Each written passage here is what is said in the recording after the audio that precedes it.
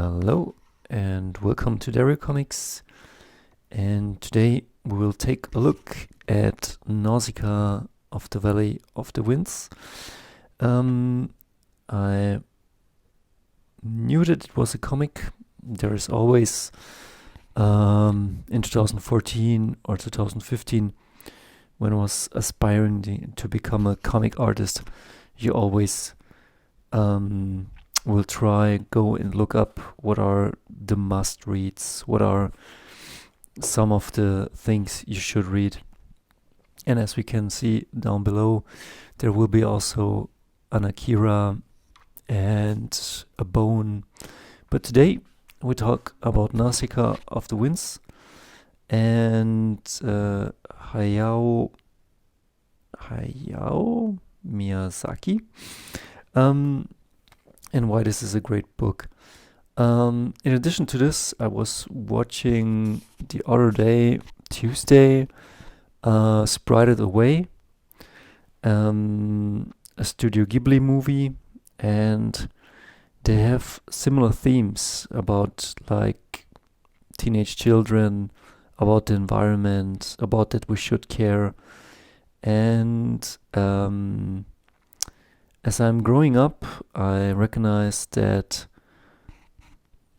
the illness, the sickness, the things, the hard times we go through, it's personal, but it's also very, very general. And things like depression, illness, sometimes seem to come out of nowhere, but it's more likely that it's, how do you say? The underlying cause is environmental and social. And so today we will take a look at this. I hope it's not too bright. And yeah, my tactic for grabbing this was like, I don't know, it was very cheap. When I saw it somewhere, someone recommended it. As you can see, this is issue 4. I just sometimes go on eBay and grab the cheapest comic, the cheapest issue I can afford, which seems legit and good, and then I go for that. And that's absolutely fine because my this is all bursting from comics and miniatures, so I don't want to clog it up anymore. Yeah, let's get into this. And as we see, I don't want to stretch it too much, but it is in a format like Chinese manga style. We start on the opposite end, and already here we enter into this page, and although the drawings are not super detailed, it definitely already implies, how do I say, like it's just great storytelling from the beginning. And of course I started issue 4, so don't be spoiled. Get the issue you get, and you will see why this is a recommend. Like, it's not only the art style, or I'm already spoiled. It's not just the art style. It's how the story is told, and the beats, and the unfolding of the story. Like, it's not just artistically good; it's also storytelling wise. It's very good. And then for all you aspiring artists, like, the drawings are very simple, seem to be very simple. I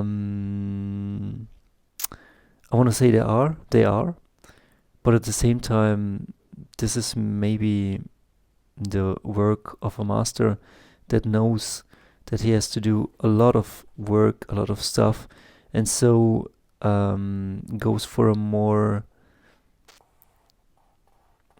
manageable style. Like, he knows he has to draw a lot of pages, and so he doesn't over obsess. Like, all this layouting is where the work is, and then drawing can be very fun to draw in this style, but it's laid out properly.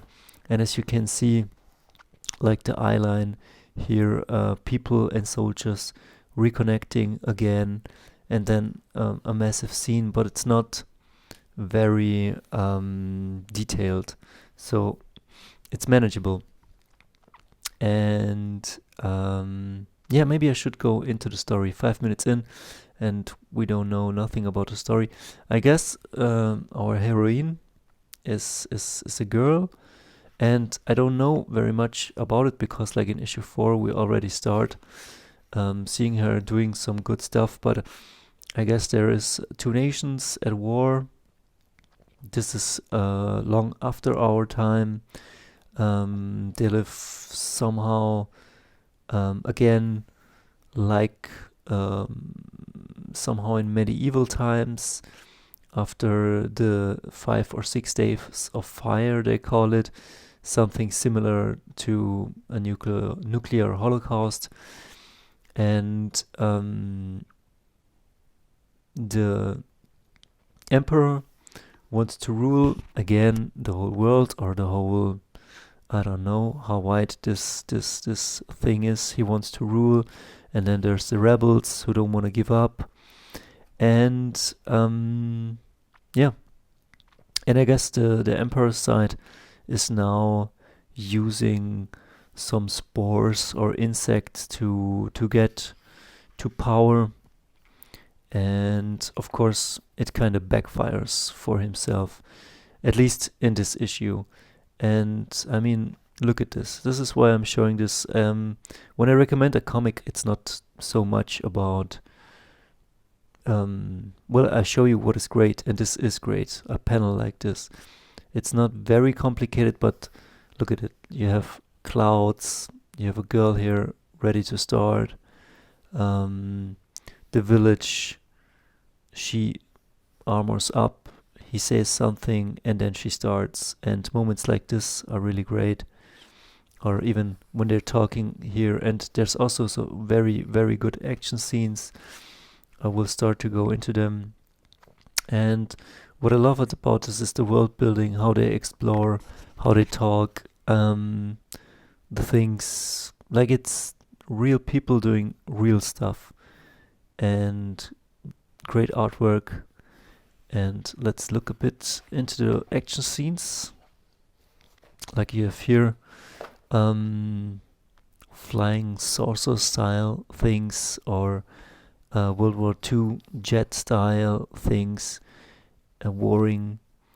And I had tons of fun with the story and with how the things unfolded. And yeah, it's like a girl fighting. I'm all over the place, but it's a girl trying to fight not a war, but to help out. And yeah, I don't want to spoil too much. This is why I'm not going too deep. But I had a great time reading this. Great characters. I guess it's somehow an epic tale in the likes of Game of Thrones a bit, or Lord of the Rings, but in a setting, it's Mad Maxy, but it's also very environmental and medieval, and it's really great. And it really makes sense how it's written, how it's drawn.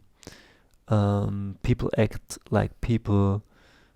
Some heroic stuff going on, some great fight scenes, some great machinery, bugs fighting, armored, how do you say, planes, as you can see here. This is a swarm of bugs or flying bugs attacking some really huge flying fortresses. And yeah.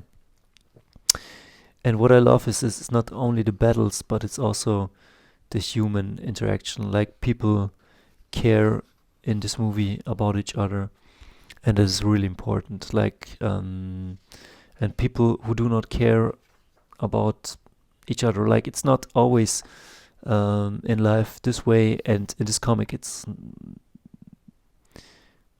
not the way. Like, it's neither that way, but you get sometimes punished for not helping, for not caring, for being evil, and things backfire, and I believe that too. But it's not all black and white in this comic. It's really good. And at the beginning, because I started issue 4, I wasn't caring so much. I was just trying to understand what a storyline is. But by the end, I and this is a really thick book, I couldn't stop. I just, it was so relaxing, and I was hooked in this world, and I almost didn't want to put this comic aside. And yeah, it was really great.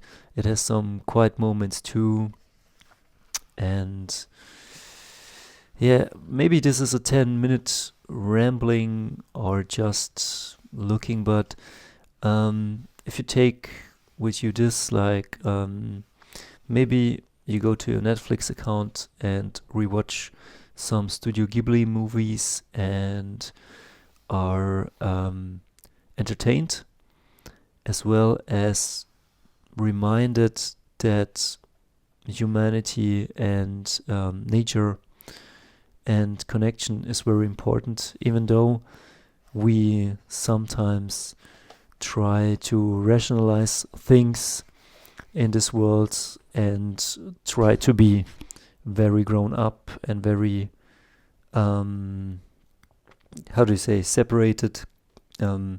Whenever there's a loss of connection between humans or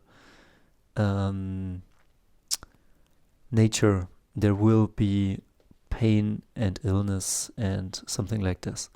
So this comic is a recommend, or if you want to check out artwork by Hayao Miyazaki, or this comic especially, it's a recommend. It's a masterpiece. Get whatever you can get your hands off if you like this. Like, only get this stuff if you like the style, and yeah, dive in, copy, steal.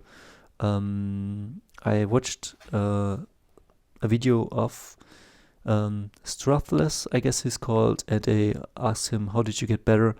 And he replied, I just got better by copying. And I can agree with that. The more you start to draw like this, the more